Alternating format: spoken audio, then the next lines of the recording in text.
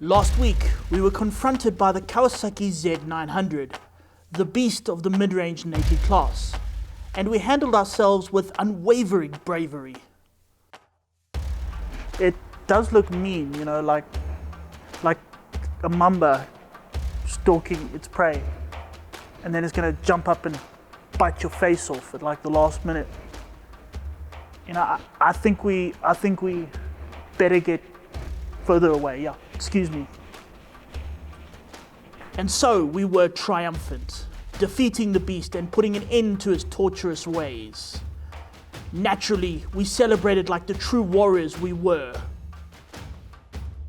However, like all epic warrior tales, it turns out that the beast was not the big monster to end all worries, but rather the baby. And here comes its mother. She's big, she's supercharged, and she's properly ticked off. Okay, now I don't know how familiar you are with Kawasaki Supercharged naming system, but what they did, they started off with the H2R, which is that mental 326 horsepower track-only machine. They then had the H2, which was very mental but slightly less mental than H2R, and it could go on the road. They then had the H2 SX, which was also road-going, very mental but more comfortable. After that, they had the H2 SX SE, which was all of the above, but more electronics and things like that added onto it.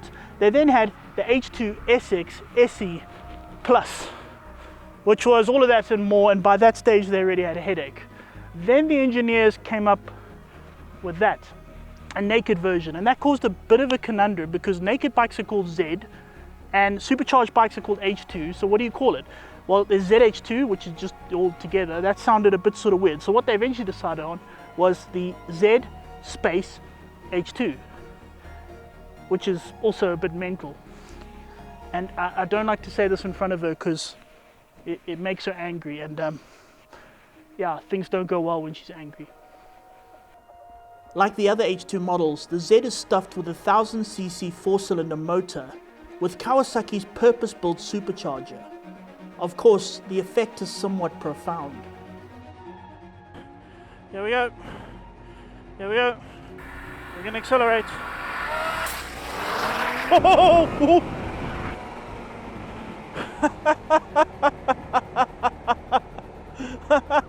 That was first gear, and I'm going to be honest, I kind of tapped out. I tapped out. Front wheel came up, I thought, and I tapped out. I put it out again. We will get back to that motor shortly, but first let's examine what's keeping it in check. There's a brilliant wheelie and traction control joining the usual electronic concoction of ABS, riding modes, cruise control, a both-way quick shifter, and everything else. But the most interesting part of all of this is that new dash. Okay, let's see, new technology. It's got a TFT dash that has a whole lot of stuff that sort of doesn't matter. For example, it's obviously got the speedo and the rev counter, and that's all very cool, but what it also has is a max lean and a lean angle thing. Now, if you're leaning enough to be impressed by that, you're not going to have time to look at the screen. The same way, on the side here, on the bottom, if you look at the bottom left corner, it's got this little thing that, like a motorbike with a blue line, and that's to measure like G-forces back and front. So if we accelerate hard and first, oh, see, it goes all the way to the back. Now we brake, goes all the way to the front. Again, if you're braking hard and accelerate hard, you can't see that. This is purely a GoPro gimmick. It's designed for the GoPro nation. And I'm kind of wondering when a motorcycle is going to have a GoPro or an onboard camera fitted as an option, and you can have layover with all the speedo stuff on it. That's what they need. That's what they need. You'd be forgiven for thinking that the Z is simply an SX with its clothing ripped off, but it's more than that. Apart from its own distinct look, the dual swing arm is built especially for the Z, and the electronic suspension has been replaced with more simple shower units. Okay, so corner, let's see. How does it handle?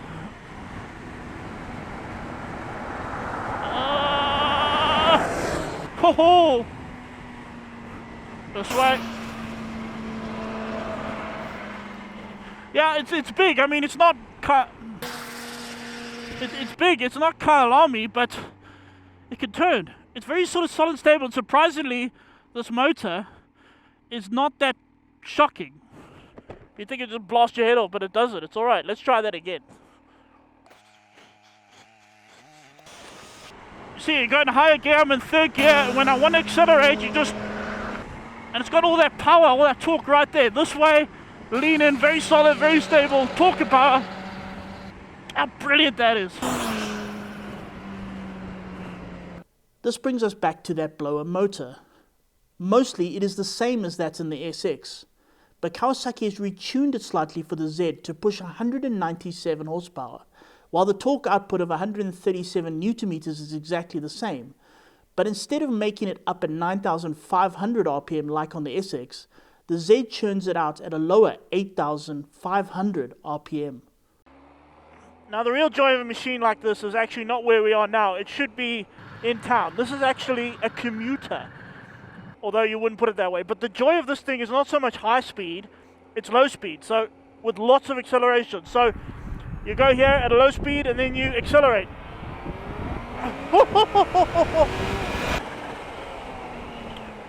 The fun thing about that is on sport like it is now, it'll lift the front wheel, but the wheelie control will hold it just the right amount off the road, won't let it loop out, which is fun. You can ride around all day with the front wheel just hovering in the air. Oh, it's brilliant. But then you get to the chirping noise, the chirp. Listen to that sound. Listen to that. Listen to it.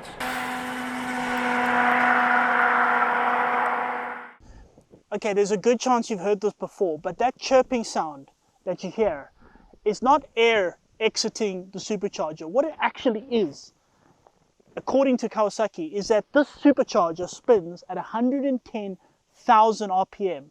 And that sound you're hearing is the tips of the rotor breaking the sound barrier.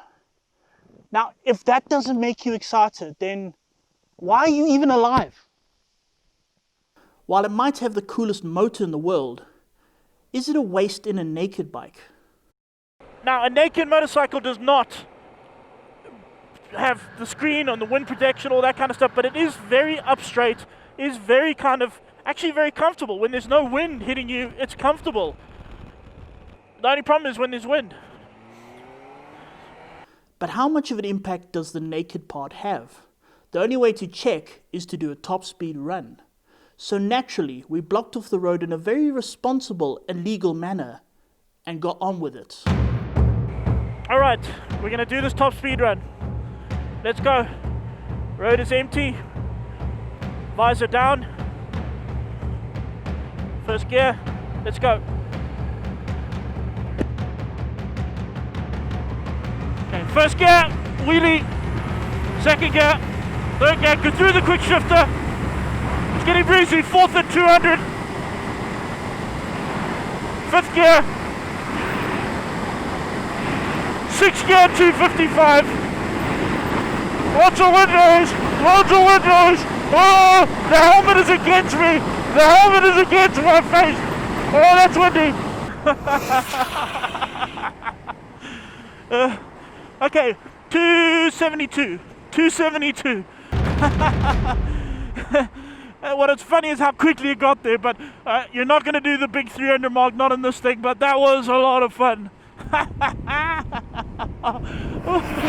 You know what I love about bikes like this, okay, is this bike is stupid. It's stupid for the reason that you don't need like 1,000,000 horsepower in a supercharger on a naked bike. It is so ridiculous, it is so stupid, and so pointless. And that is exactly why it's brilliant. It's exactly why you want one.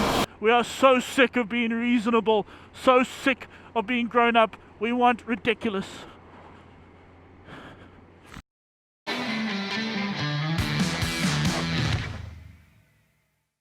Welcome back, and now before the ad break, Donovan was riding another beast of a motorbike from Kawasaki. I am, of course, very, very jealous indeed. There's one thing I want to pick up on though, Don, just before we get into the bike as a whole. Top speed, 272 k's an hour I think it was, which is not exactly slow, but it's not exactly the sort of number you think of when you think of supercharged Kawasaki. So what do you think was going on? Okay, first of all, two things. First one is a racing excuse. when we had to record the onboard for that, so, you know, to record the actual dash, they stuck the camera, or they had to stick it here on the tank.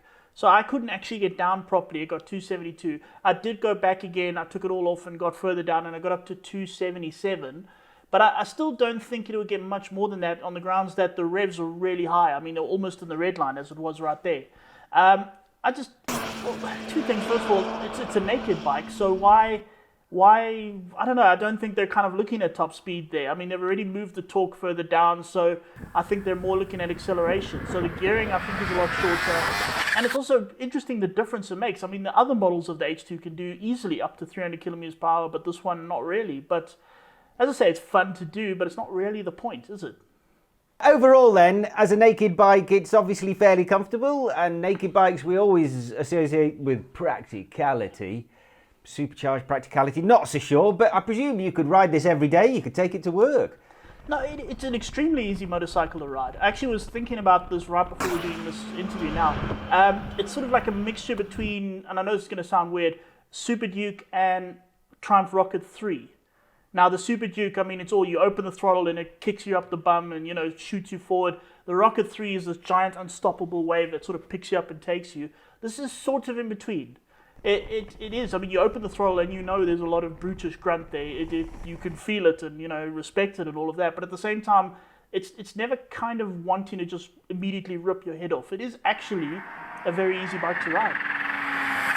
Yeah, it is civilised. When I've ridden the H2 SX and obviously the H2, loved them both. The SX in particular, I like that extra veneer of practicality and everyday usage that comes with something that's ultimately incredibly bonkers. I love that mix. Now, Don is actually one of the few journalists, one of the few people on the planet who has ridden all 4 incarnations of the H2s now. So you think about it, we've got this Z naked one, we've got the SX touring one, we've got the normal H2 superbike with its knocking on, 225, 230 horsepower, and of course the one that isn't allowed on the road, that's the H2R.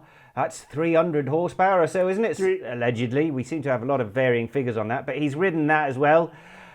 I was going to ask him which one would you have, and I know the answer because it's Don, it would be the R. I'm going to assume that as a given. Of the 3 road versions, now you've ridden them all, which would you take? Which would you live with on a day-to-day basis? Yeah, you know something I would really like? I would love the ZH2, but with the full H2 motor. You know, so that, you know, the H2 itself, we've ridden it, it's actually scary. You kind of have to take a deep breath before you open the throttle because that thing will kill you. But I want that in a naked bike. So what I want is not only a bike that just makes absolutely no sense whatsoever. I want a bike that even makes even less sense.